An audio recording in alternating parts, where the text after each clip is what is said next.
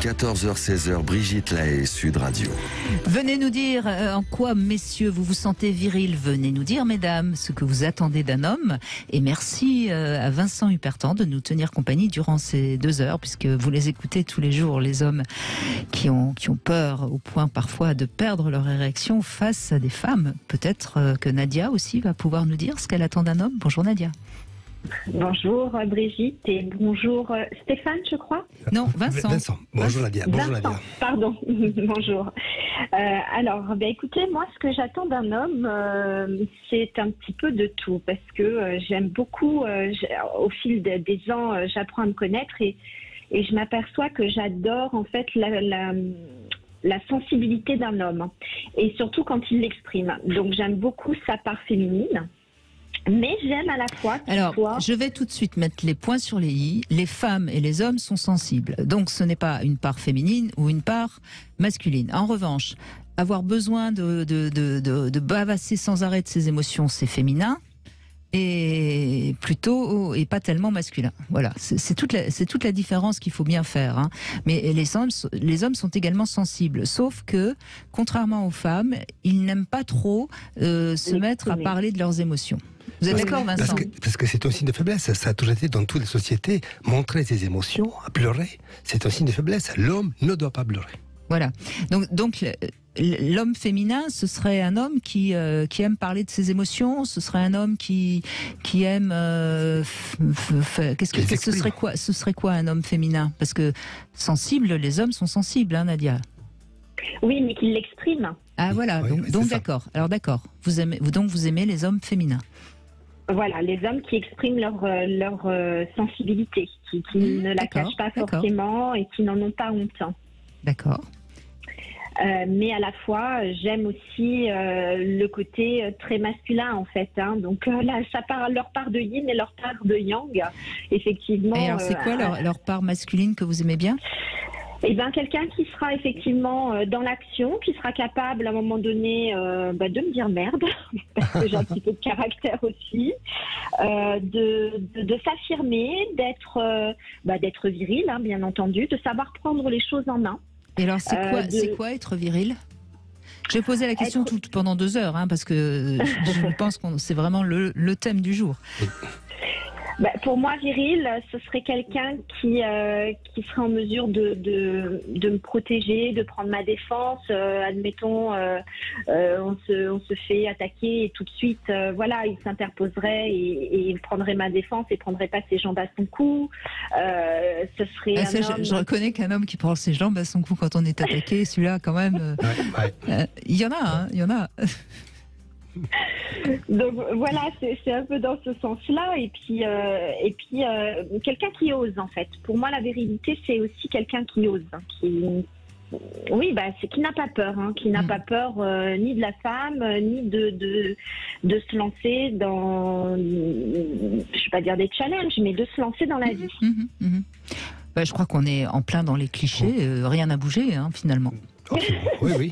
Mais je suis d'accord avec vous, Nadia, hein, je vous rassure, hein, je ne suis pas du tout en train de vous critiquer parce que moi je dirais la même chose.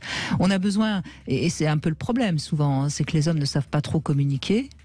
Sur le plan intime, hein, j'entends. Hein, globalement, ce ne sont pas des mots communicants. L'homme, il y a une espèce de barrière, une espèce de chape de plomb, donc il a du mal à... Notamment, l'intimité, d'ailleurs, c'est un problème, parce que du coup, parfois, c'est mal interprété. Dire les choses je me souviens d'un homme, un jour, Nadia, avec qui je m'entendais très très bien, et parfois, je lui disais, mais tu peux pas, de temps en temps, me dire que tu m'aimes, etc. Et vous savez ce qu'il m'a répondu ? Il m'a dit, mais tu vois bien que je bande. Oui, c'est évident. Oui, bien sûr que c'était évident pour lui, mais enfin bon, on peut peut-être quand même de temps en temps dire autre chose, non ? Oui. Oui, et vous voyez justement dans les rapports intimes, j'aime beaucoup cette dualité, ce côté qui pourrait être très tendre, très romantique et à la fois très sauvage et très viril pour le coup. Alors, est-ce que les hommes sont... Parce que quelque part, on leur demande un peu de faire le grand écart, là, Nadia.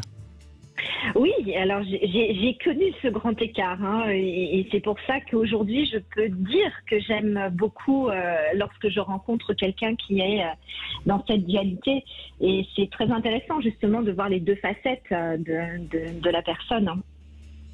On est tous des facettes là, parce qu'en fait, on est quand même, à la fois, on est un mâle, on est ce mammifère fantastique qui bande, qui désire, et de manière incontrôlée, parce que on n'aime pas ce qu'on désire. Hein.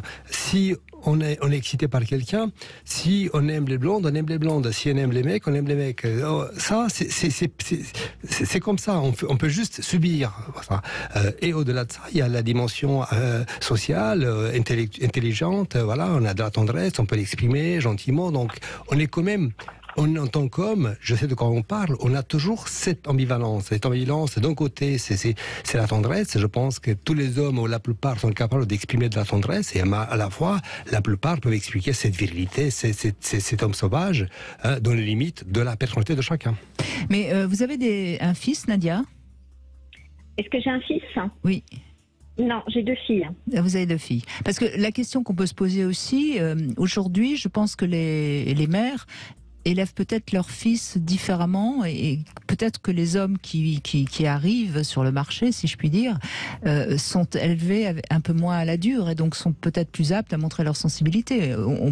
Enfin, j'ai l'impression, en tout cas, qu'on voit quand même ce courant qui se manifeste. Alors moi j'ai 51 ans et là les 2 partenaires auxquels je pense qui étaient justement très dans leur part yin et leur part yang, c'est des hommes de mon âge aussi. J'ai pu aussi côtoyer des jeunes des hommes plus jeunes. Oui. Et j'ai pas le sentiment, alors après peut-être qu'ils étaient un petit peu impressionnés face à moi. Mais j'avais pas l'impression justement qu'ils exprimaient leur part de sensibilité, qu'ils jouaient plus un rôle.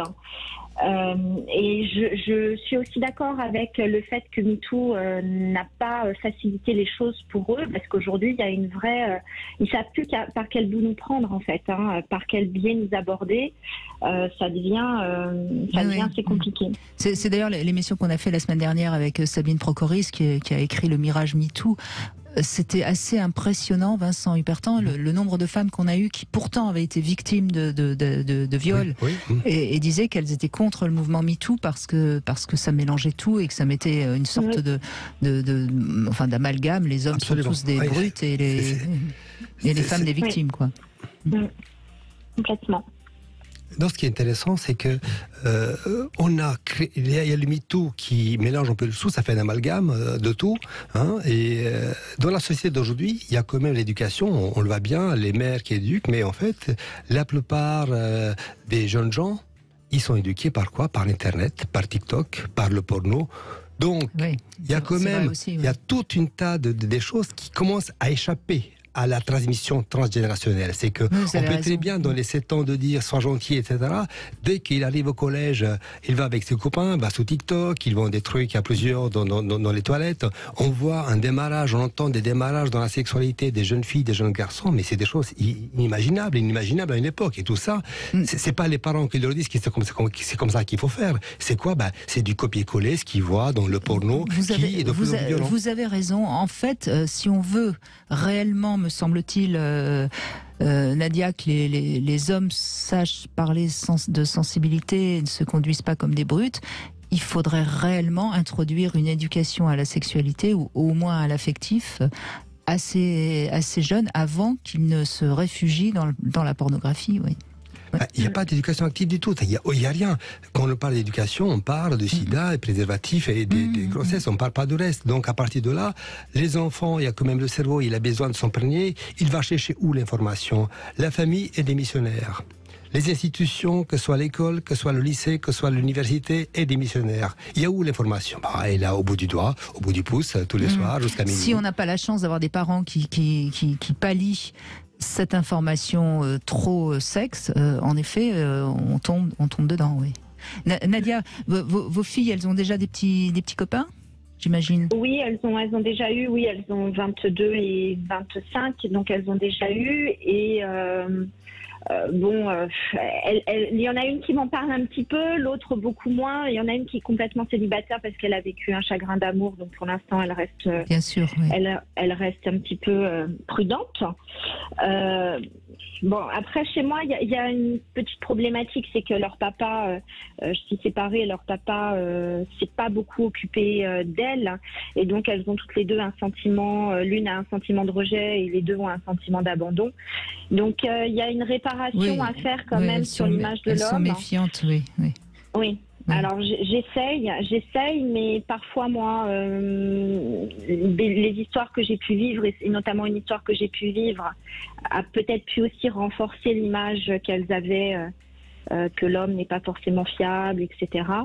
Après, par la parole, j'appuie sur le fait qu'on est tous différents et que c'est pas parce que j'ai vécu telle chose avec telle personne et qu'elles ont vécu aussi une mauvaise expérience que ce sera le cas par la suite, et que pour l'instant elles sont en train de se construire en vivant des choses qui vont leur permettre justement de savoir ce qu'elles veulent et ce qu'elles ne veulent pas par la suite, et qu'elles sont jeunes et qu'elles ont encore plein d'expériences à vivre. Bien sûr, bien sûr. Mais en tout cas, merci Nadia de cet échange. C'est super. Et puis on va continuer bien sûr avec vous au 0826 300 300. Mais dans un instant, c'est Julia Palombe qui va nous parler des mecs, bien sûr.